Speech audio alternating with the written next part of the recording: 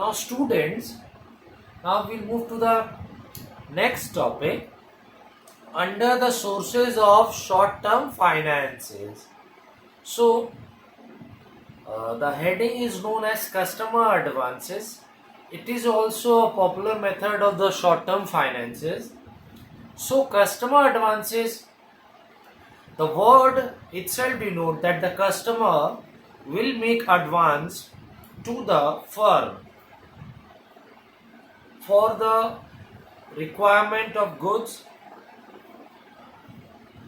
and services. So customer have to make a prepayment or make some advance to the firm for getting the desired goods or products or articles. So in this customer advances, the customer makes advances to the business firm for getting their concerned or desired goods, products or article, and those goods or those products which are in short supply or which have a very longer waiting period of time, the customer has to make the advances and book those goods and services, and until and unless at the time of delivery of goods the price is adjusted, so the customer has to pay the remaining amount,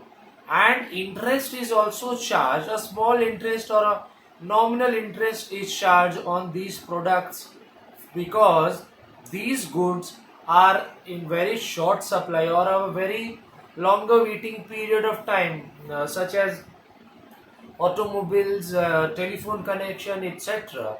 So you can look at here customer advances, where the manufacturer means the producers or the supplier of goods receive the prepayment or advance payment from the customers to get their required or desired goods and services. So, manufacturer or suppliers of goods require that the customers will make a advance payment or prepayment, so that the companies or the suppliers or manufacturer will book a slot that this person needs to have these goods, this person needs to purchase these goods, and it will be supplied at a later date. So in certain cases the manufacturers or the suppliers needs the customer, so the customers will make an advance or prepayment for their goods required, or the articles they require. So manufacturers, suppliers of goods require the customer to deposit, as I stated earlier, to make a prepayment, because for whatever goods they are looking for, whatever goods they are wanting or requiring, the goods are in short supply or goods are in very what you call a lack of supply or deficit or have a longer waiting period of time. So before the delivery of goods, the customer have to make a prepayment or advance payment to the manufacturer or supplier, so that the book its slot, the slot is booked, so that this customer has to be given the delivery of these goods, and you are very relieved that I have made a prepayment or advance payment for these goods. So the customer advance represent a part of the price of goods, means the total price of goods, whatever the goods are worth of, you make a part payment. Means whatever the total lump sum of that good is, you have not to pay the full amount. Means you have to pay a part, only a portion. Okay, if suppose it is 100%, you can pay 30 or 35% of the goods value. So the customer advances represent a part, not the full portion. Means a portion of the total amount of goods, yeah, the customer is looking for, and the customer makes a advance payment or prepayment to book the slot, so that the customer can get the delivery of the goods.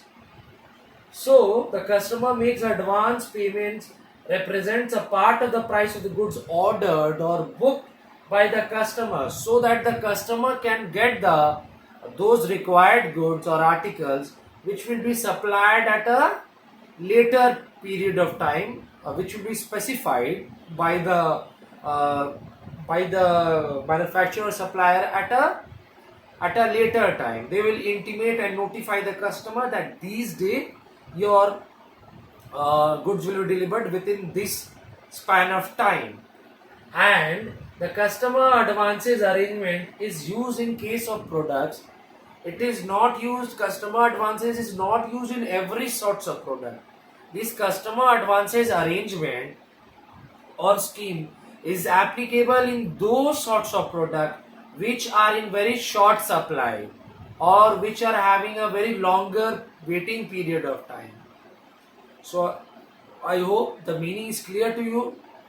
First of all, the customer will have to make an advance of prepayment of the total goods worth value. A portion they have to make a payment so that appointment is booked for the delivery of goods, and this customer advance arrangement is only applicable in those products where the products supply are very lack or deficit or in short supply, and the waiting period is also long.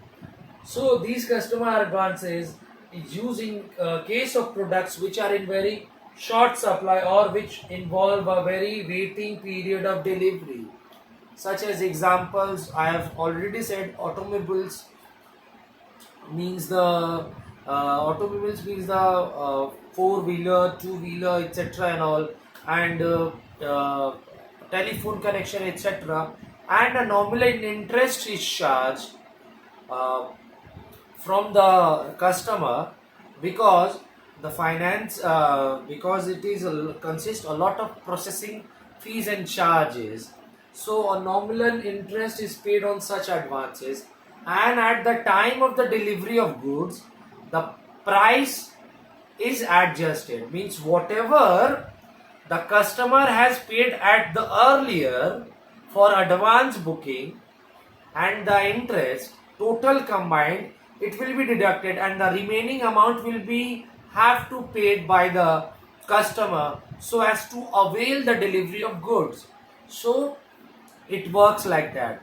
So first of all the customer have to make advance to the manufacturer supplier, means they do not have to pay the full portion, they have to pay only a part of the total worth of the goods or the services, and moreover interest is charged on these products because these products these customer advances only applicable in those products which are in very short supply or having a longer waiting period of time, such as automobiles or telephone, and interest is charged a small or nominal value interest is charged in these products because it consists of comprises of several processing steps, fees are required, and at the time of delivery of goods the price which was paid by the customer prior, the price which was paid by the customer before for the booking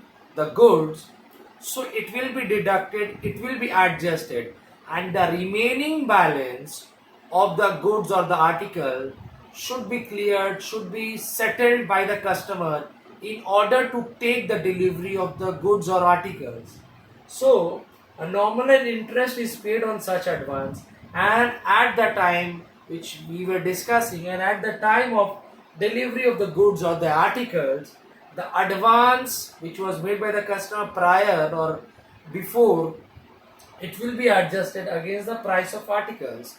And these customer advances uh, are very what do you say, it generally provides a finance base, and these customer advances provides a working capital to the business firms. We have discussed earlier, working capital is the amount of finances and funds required by the company to operate the daily to daily needs and activities of the business enterprise. So working capital is the finances or the funds or the amount of capital required for the business enterprise to cover, to conduct all the day-to-day requirements of a business enterprise. So these customer advances provide working capital to the business firms, and these customer advances are only applicable in those products which are in short supply or having a longer waiting period of time, and these customer advances is applicable to those firms which are of a manufacturing firm, those firms which manufacture durable products. So these customer advances is not applicable in all sphere, in all segment. So these customer advances is applicable to the manufacturing firms which manufacture the durable products. So customer advances provide sufficient working capital to the business firms, but these customer advances are applicable and available only to those companies, those business firms which manufacture durable products only. So I hope the meaning year to year, from in to article, this is the meaning. You can write from year to year also, it's small only. So this is the meaning of customer advances.